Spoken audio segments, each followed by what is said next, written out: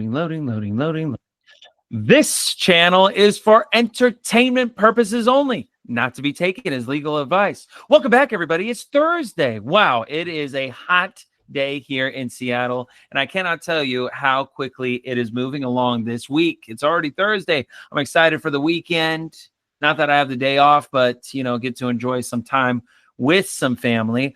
This weekend is a really important weekend for my family. My mother is retiring from being a registered nurse of over 45 years, something like that right now.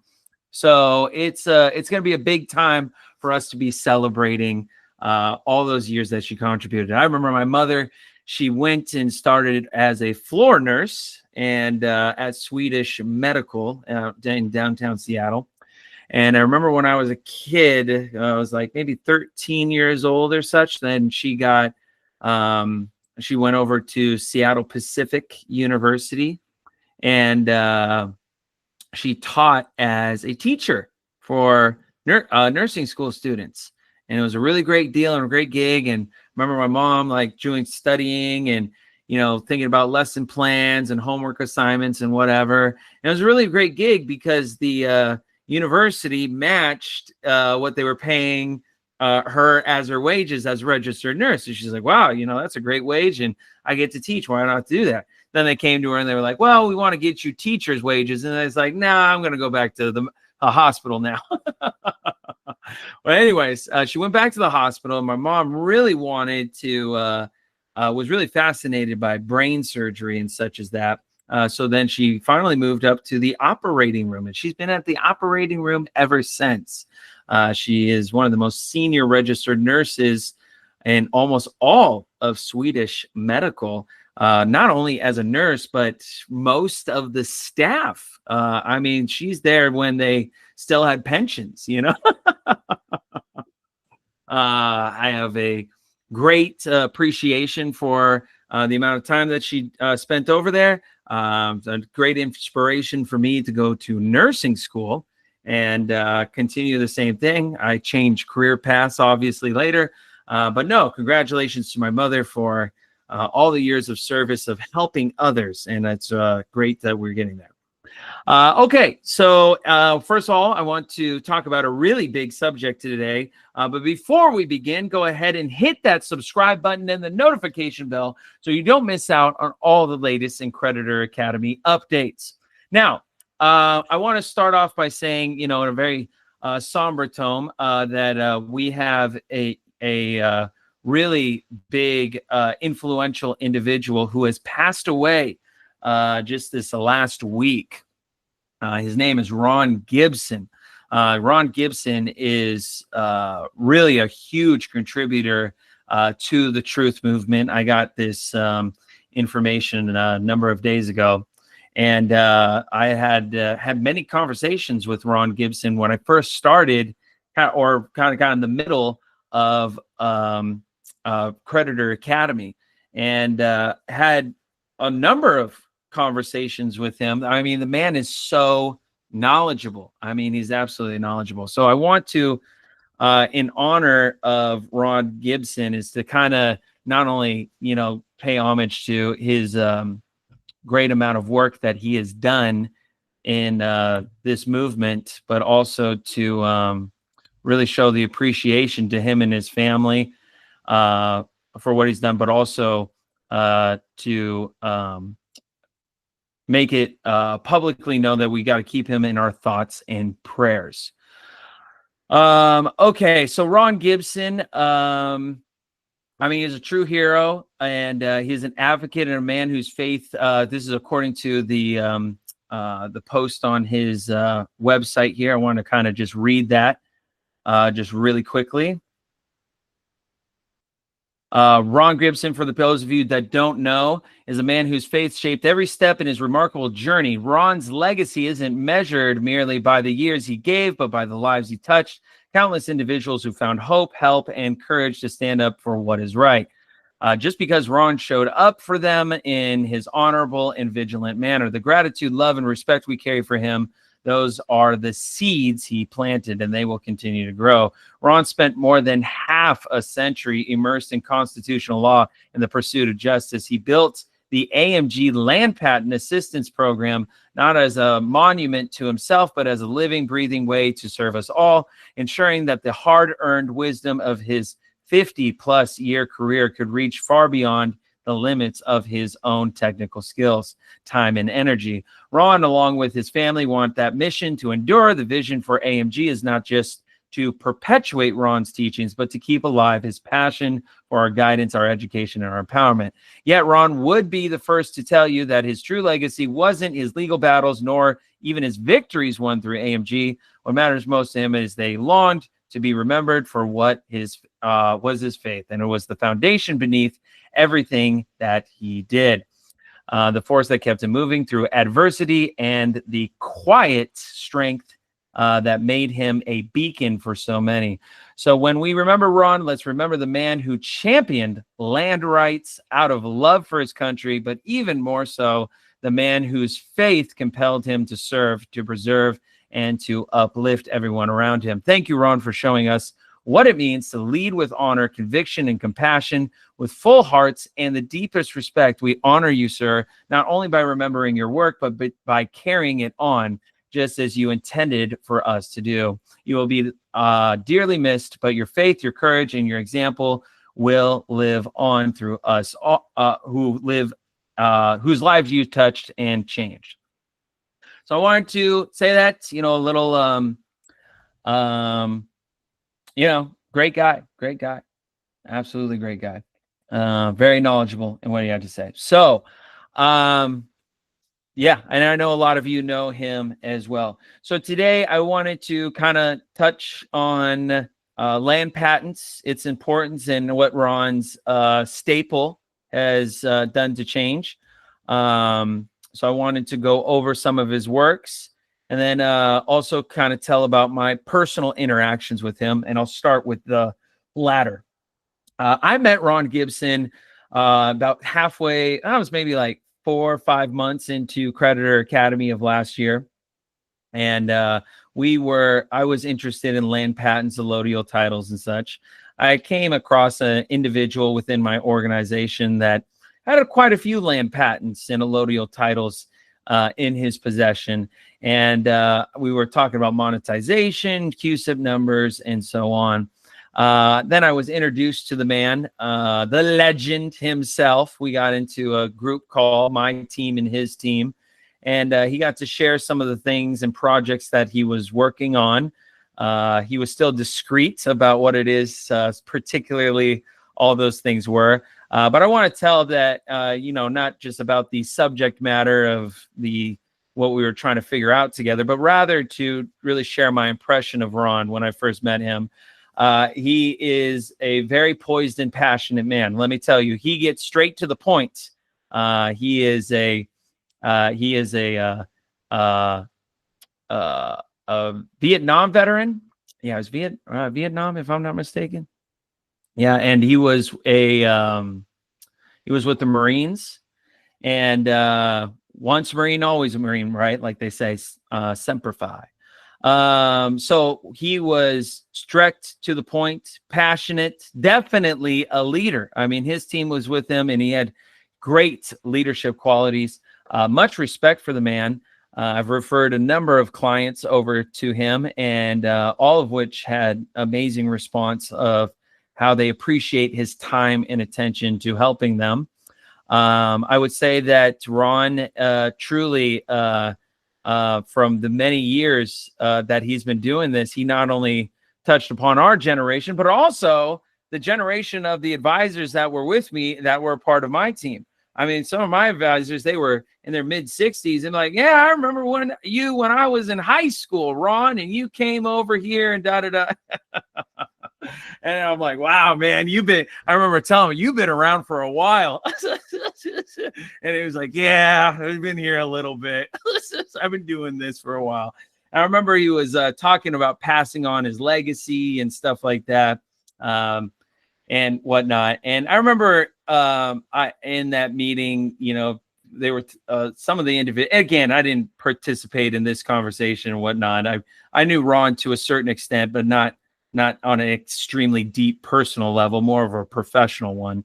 But I remember he was talking about successors and stuff like that, who would take over. And I remember one of the people in the room said, yeah, I want to be a successor of you, Ron. I really want to pass on the torch. And I remember him saying this statement that I think would be really important to add here, is that he said, you know, whoever wants to pass on my message and help out others is a successor of mine. So whether someone takes over his organization or passes the torch on or not, he is here to say that, hey, my knowledge was for everybody. So that's really admirable of him to do. And I really believed in his cause. And yeah, it's helped out a lot of people. So what I want to do is I kind of want to share with you one of Ron's information from one of the books that he wrote that I really liked. I was like, wow, this is a great written book. I was like, you wrote a really great book. And I was like, yeah, it was really, it was very detailed. It was very detailed. So let me start with this. Here we go. You can find this book online. Someone posted PDF versions of it. And what you need to know about land patents. It's written, what you need to know about land patents. U.S. land patents are the supreme law of the land per the Constitution for the United States of America. Article 4, Section 2, or Article 6, Section 2, and Article 4, Chapters 3 and 2 by Ron Gibson. We're going to skip down to this. Hello, my name is Ron Gibson. Welcome to the world of land patents. The purpose of this book, and it's a second edition, is to help you to better understand what you need to know about land patents. My purpose in compiling the information contained within this book is to help the reader to better understand what a land patent is and the law relating to land patents. I not only want to provide the reader with some of the history and law regarding land patents, but I also want to provide the blueprint of how to bring your land patent forward. The information contained in this book is for informational purposes only and not to be taken as legal advice. Isn't that how I start all my YouTube? It's just for information purposes only, not to be taken as legal advice. Oh man, that's funny. I just realized that. In today's world, the subject of land patents has almost been lost, both with the public but also the courts, when in fact a land patent's authority and jurisdiction are forever. It states forever on the patent. It is very important that you fully understand not only what a land patent is, but also how to defend it and why. The right of land ownership comes from the Bible, Genesis chapter 28, verse 13, 14, 15, and Genesis 47, and other references in the Bible as well. It states a land patent is known in law as letters patent and usually issues to the original grantee and to their heirs and assigns forever. The patent stands as evidence of the supreme title to the land because it secures that all evidence of title existent before its issue date was reviewed by the sovereign authority under which it was sealed, and was so sealed as irrefutable. Thus, in law, the land patent itself so becomes the title to the land defined within its four corners. There's a quote that the following is referenced from the Commissioner of General Land Office, book page 2829 in 1870. It states, the individual title derived from the government involves the entire transfer of the ownership of the soil and water. It is purely elodial, with all the incidents pertaining to that title as substantial as in the infancy of Teutonic civilization. Following the wake of this fundamental reform in our state, land laws are several others which constitute appropriate Corollary. The statute of uses was never adopted in the public land states, and hence the complex distinction between uses and trusts has never embarrassed our jurisprudence. Wow, wow, wow. Very powerful. Okay. I'm going to read just a little bit, and then we'll get into some higher level stuff. But you may be asking yourself the question, what is a land patent? A land patent is the conclusive evidence of the right, title, and interest in a particular tract of land granted to a private party by and from the United States government.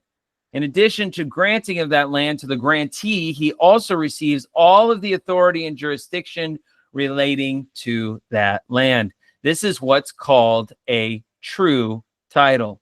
Note, the land disposal patent authority and jurisdictions comes by way of treaty law. Your land comes to you from the treaty through your land patent. This is critical. The courts are uphold the treaty, making your patent a statutory limitation throughout the land. When a land patent is issued by the United States government to the grantee, that land patent stands forever. That is why on every land patent issued, it states, and I don't know why that. Why is this? Oh, there you go. Sorry. I guess that was my dude. I don't know why that happened.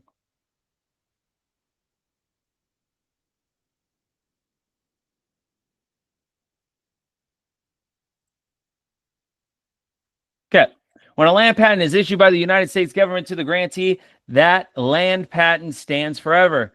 That is why on every land patent issued, it states to their heirs and assigns forever. The American people, newly established sovereigns in this republic after the victory achieved during the Revolutionary War, became complete owners in their land, beholden to no lord or superior. Sovereign freeholders in the land themselves. These freeholders in the original 13 states now held the elodial title to the land they possessed. This new and more powerful title protected the sovereigns from unwarranted intrusions or attempted taking of their land. And more importantly, it secured in them a right to own land absolute in perpetuity. By definition, the word perpetuity means continuing forever. Now, there's different types of land patents. There's 11 types of them. We'll kind of outline what the important ones to focus on. Let me see. Okay, so let's focus on this one, a mineral patent. The General Mining Law of 1872 defined mineral lands as a parcel of land containing valuable minerals in its soil and rocks.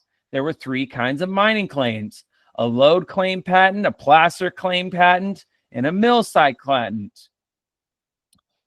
So this contained gold and silver. This contained minerals.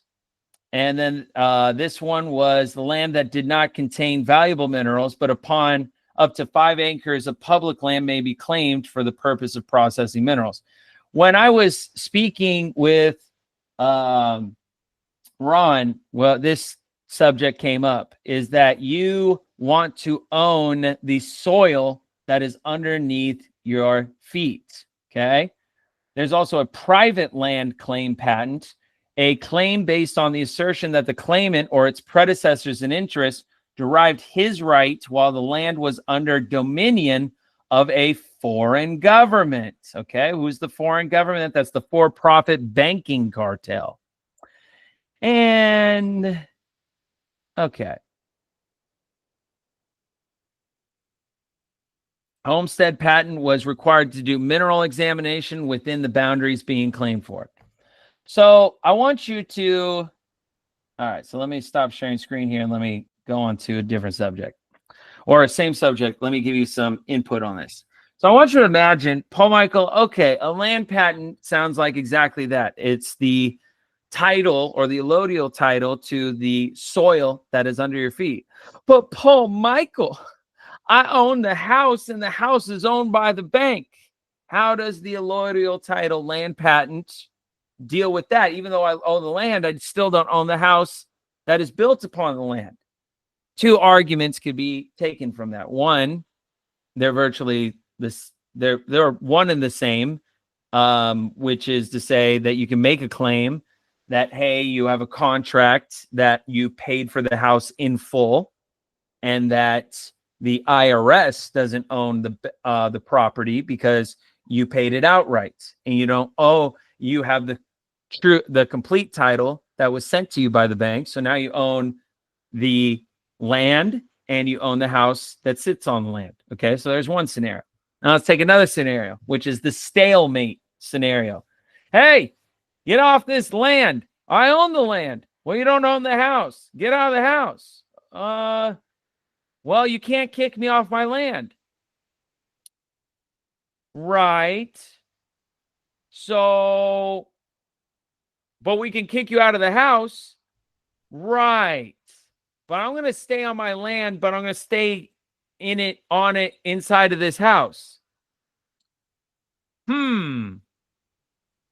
Interesting. So we can't remove you from your land because wherever you stand inside the house, it's on your land. So it ends up being a stalemate, right? Can't remove you, can't take, and then you can't, unless you move the house, I guess. Get a big old truck and just lift the whole thing and bring it off of the land in general, right? So anyways, it's a good book. It goes into a lot of detail. The kind of high level of getting a land patent or a elodial title, just like we do with status correction here at Creditor Academy, is a lot of public notification. You got to go through the Bureau of Land Management. You got to look up the original land patent. So you're going like all the way back to the late 1800s in a lot of cases. You're going to find that. You're going to get a copy of it. You're going to do public postings at the mail and you're going to put it on the public record. You're going to go to USPS and put a notice there. You're going to put it inside the newspaper and do all that. And yeah, you can also and then after you get the elodial title and go through all of that, then you can utilize it to try to use as a defense for foreclosures or anything like that. So me personally, I did not go that deep with it. I went and saw the process that a lot of individuals have gone through. I may do an elodial title or land patent in the future. I just hadn't done it currently, but it does have a lot of benefits to it, especially when we're talking about your constitutional right to land ownership. I mean, that is your most basic private right. If you don't own your land or property, are you really free? So it really begs the question on the level of importance that these land patents play. Now, let's go ahead. Now that once again, thank you, Ron, for all of your time and efforts into this movement. You'll be greatly remembered. I appreciate your patronage, man. And say hello to the good Lord for me, So put in a good word if you could as well. Yeah, I'll continue my research of land patents and, it'll be exciting there. If you guys want to get access to this PDF, you can go online. People have posted it up. I won't personally be posting it, but I know that it's out there if you wanted to find it and you really wanted to read the rest of what he was talking about. With that being said, I want to also go into now the next topic of conversation, which is what we're doing here at Creditor Academy. Oh, I'm super excited about the transition. I'm trying to notify people as much as possible. We're doing a transition over on our platform right now, which is an exciting one. That means more courses, more access to material, templates, downloads, instructionals, videos, gamification, and so much more on the Creditor Academy platform. For the last 6 months, I've been developing our own custom platform. Here at Creditor Academy, half of the staff is dedicated to course development that is specifically Creditor Academy. And then I have my sister company, which is known as Athena. Athena. Oh, it's my custom software that we've been developing. I have experience in my previous organizations, besides just websites and or normal software development, stuff like that, to actually build very robust programs. This particular program that we built through Athena is actually to exemplify and help make even better the teachings that we're trying to do here at Creditor Academy. Improved modules, automations, artificial intelligence, and so much more. It takes a lot to develop code like this. That's why half of the 85 staff is actually dedicated to what I call the Athena project. The Athena project has been working on for 6 months. We're doing our first integration of all masterclass members over to the Athena platform. And let me tell you, this is a game-changing platform. I know that a lot of you may be wondering, like, Paul Michael, I thought you were just a teacher, man, and you're just a YouTuber. Oh, man. Dude, I've done a lot before I came onto YouTube, dude. Like, I did a lot of stuff. And I am telling you, when it comes to software development and me selecting a team and a vision to get behind it, I'm a pro. I know exactly what I'm doing. And so does my team, because in order to really build a great software, you need great vision. And let me tell you, with the introduction of artificial intelligence and writing software code, I remember having my teams, and I had so many software developers, and we didn't have AI. We had to do all custom code writing in each sentence and each paragraphs. And now that we have AI to assist, I mean, we're just ripping through it. I mean, I can bring this platform beyond what anybody can imagine. And the great thing is I didn't just pair this AI tools to build software code and then just give it to anybody. I gave it to software engineers and AI developers specifically. So not only do they know how to read the software code themselves that the AI is creating, but they can instruct it way better than anyone else. And let me tell you, this is the time, this is like the gold rush of our age, is to develop software right now. I'm telling you, right now is the time to develop software. I was speaking with a really good friend of mine who's a principal engineer over at Microsoft, and I was having a discussion about this, and I said, hey, you know, how important is artificial intelligence as it relates to software development? And he's like, dude, as soon as I saw it, if I don't get on board with this, I'm going to get laid off. And it's true. Microsoft laid off almost 30% of its staff because of AI automation. And if you really want to be ahead of the game, you have to immerse yourself with AI. Microsoft, Google, and all of them, Facebook even, they're utilizing AI to improve their platforms. But you know what's shocking to me is so many other software companies are using AI like a toy. They're just saying, oh, I'll just connect it to ChatGPT, or I'll connect it with Gemini or Claude or something like that. And whoa, cool, it can write things, whatever. They're just basically taking the API and attaching it to their website to create a really small chat bot or something on their platform. Let me tell you, you can do so much more with AI. It'll blow your mind. And the graduates that I'm hiring from these universities that are graduating with machine learning, they went into school in 2021 when their university started teaching about AI. Now they're graduating in 2025. And for the last 4 years, they've been taught nothing but AI machine learning. So the way that these new student graduates think is on a totally different level. It's a totally different level. So I'm getting into the game. I see the huge advantage if you have a really good vision and you select the right industry to get into software development and put a team together.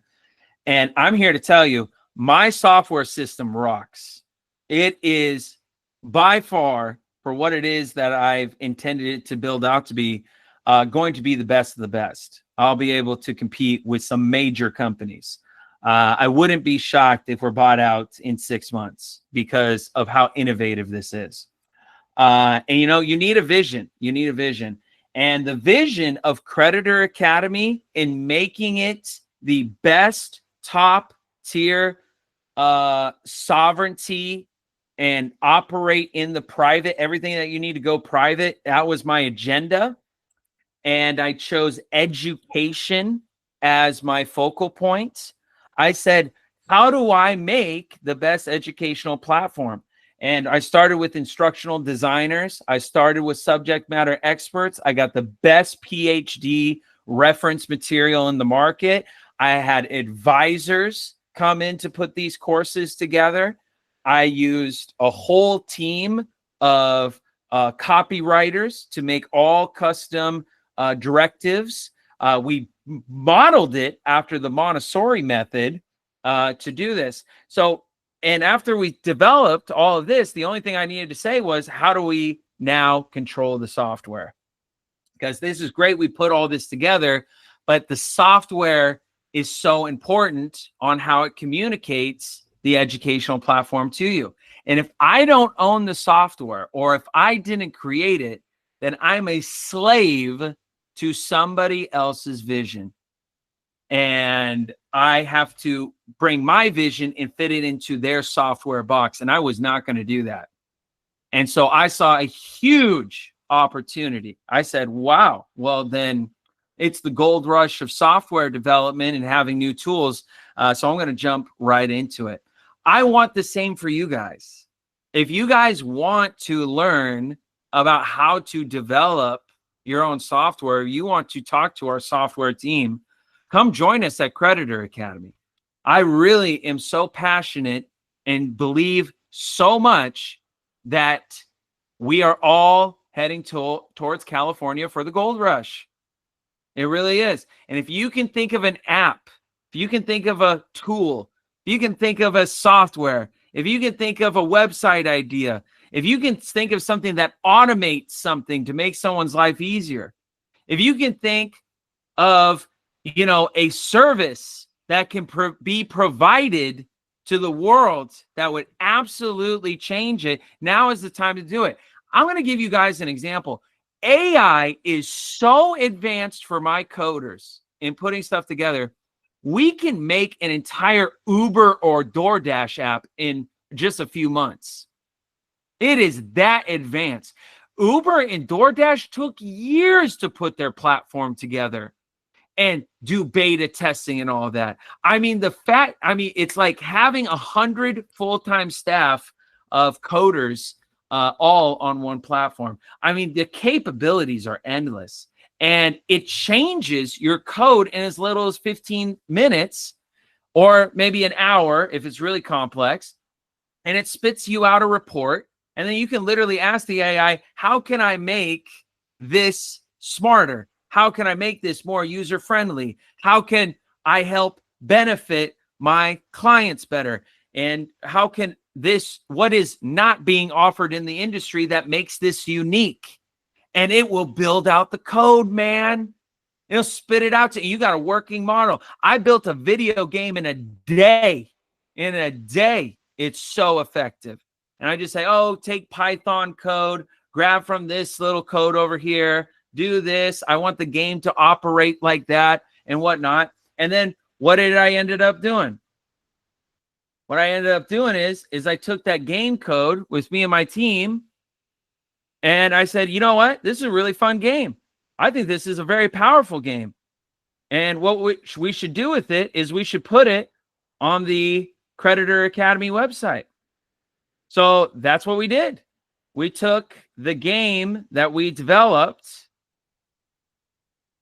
Here you go.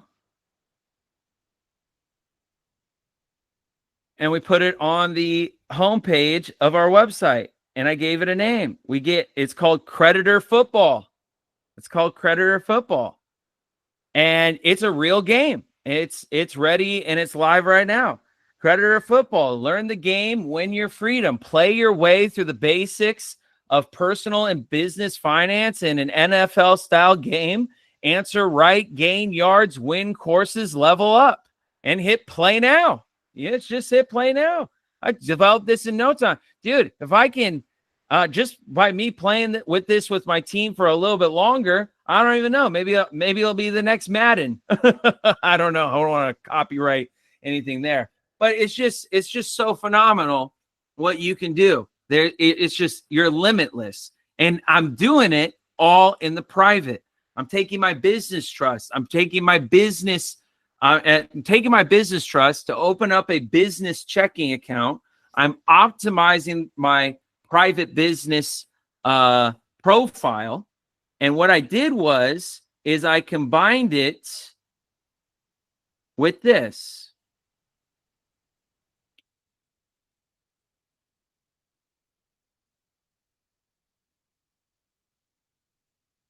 I combined it with the private merchant and processing.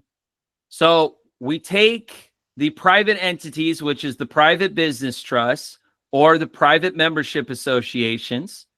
We get real estate property or personal property of any type, like cars, automobiles, or whatnot, or boats, and we protect the assets. Then we take those private entities and we built the private business credit. So we use our unincorporated business trust to access high limit credit cards with no personal guarantee, set up a strong reporting trade lines, and then we get access to airports, lounges, luxury hotels, and vacations. And then the bank writes you $200,000 in business funding. And then I said, okay, I might have this and my private entities, and now I got all this, but how am I going to do transactions? And that's where the private merchant and processing comes in. It's the foundation of private commerce on how you take control and get paid. So we go over what it means for merchant processing 101. You need to know how the system's trying to shut you down. You need to know how to accept payments privately. You need to bypass these mainstream merchants, which are Stripe, PayPal, etc. You need to avoid these freezes, chargebacks, account terminations, and so much. And you also need technology and software that supports this as well. So when I start powering all of this on the Athena platform that I developed, Athena now, with how I set it up, is going to not only teach you how to do all of these steps and set you up to be in the private, but it's also going to strategize with you on how to get you your remedy. And how you get your remedy is really dependent on your situation. You need to take all the teachings of the Academy, needs to be uploaded into an AI, which we're already doing that. And now you just need to add your personal situation. It might be letters. It might be notices. It might be anything like that. And what we'll do is take the teachings of the Academy, and the AI prompt will spit out suggestions on how to manage it. So no, it's going to be really powerful. If you want to join us in what we're doing here at Creditor Academy, now is the time to do it. Now is the time to do it. And how you can join us at Creditor Academy and set up your future and your life is by going to our homepage, www.creditoracademy.com. Click on the homepage of our website, and you will see what's called our masterclass membership. Once you go into our masterclass, you're going to get everything that you need to go private. We give you the private business trust template. We show you how to utilize it.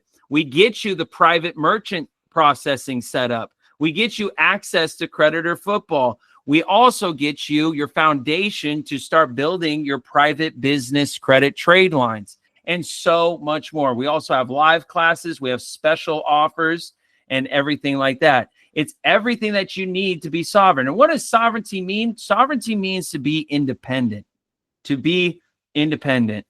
And independence means to be private. Private, according to our founding fathers, is the right to be left alone. You need to be left alone in your private affairs, free of any government or statutory encumbrances, to live your dream, which the American dream is what? For life, liberty, and the pursuit of happiness, right? That's true freedom right there. And we want to provide that to everybody here at the Academy.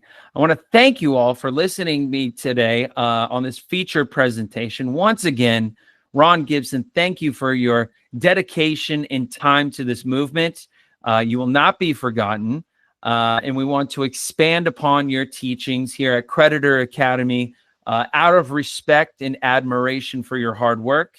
And we also thoughts and prayers out to your family. For all of you that are viewing us on YouTube, hit that subscribe and the notification bell and follow us on all of our social media channels and join Masterclass today. And I'd be so happy to see you. Oh, it'd be amazing. Amazing. Until next time, everybody, take care of yourselves and your loved ones. All right. It's the after hours. Good to see y'all.